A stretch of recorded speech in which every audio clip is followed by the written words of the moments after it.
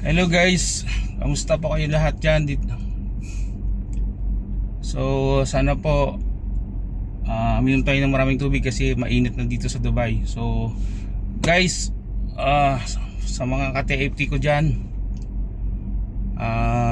gusto ko i-share sa inyo yung mga trials. As of now, medyo mahirap po pag may business ka dito sa UAE sa mga nangyari. So sa mga Pilipino dyan na may mga trabaho na ibigay, home maintenance, so facility management services, cleaning, AC, painting, doon po tayo sa mga nagbabayad. So kasi mostly sa mga previous client ko, mga hindi nagbabayad, so mahirap po mag-business ngayon dito. But anyway, think positive lang tayo. God is good. So gusto ko i-share dito yung mga struggle ba o makaka-recover pa tayo sa mga trial natin sa pagbi-business dito sa UAE, dito sa Dubai. So sa mga Pilipino na walang trabaho, kailangan ko ng mga skilled or civil works, sa mga kabayan natin na naghahanap ng trabaho, part-timer. May mga oncoming project tayo na sana makuha. So tiwala lang.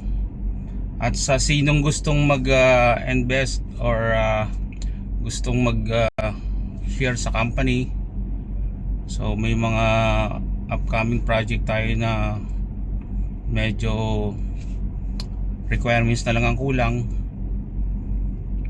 And then yun nga, sa journey natin dito sa UAE, makaka-recover tayo pagkatapos ng mga nangyari na alam mo na nangyari sa mundo.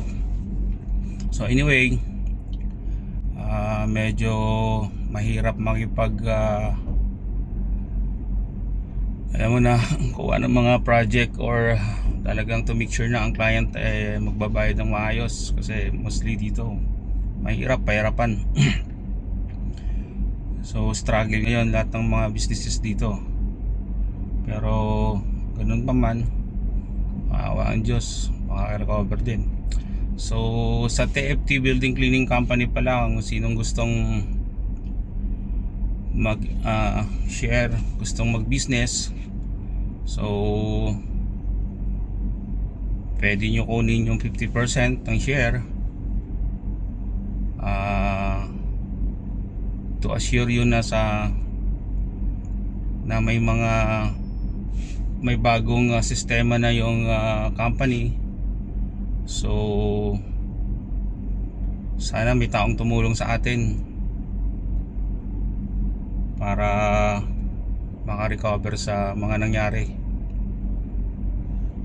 Then yun nga, so gusto ko i-share, gusto ko i-open sa inyo yung mga coming na trabaho natin ngayon. So as of now, wala po tayong, may tao tayo dalawa, pero mostly outsource person lang ang kinukuha natin.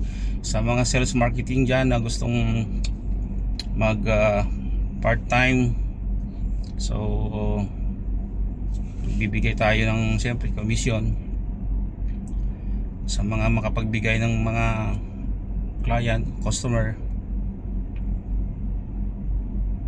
And mahirap kasi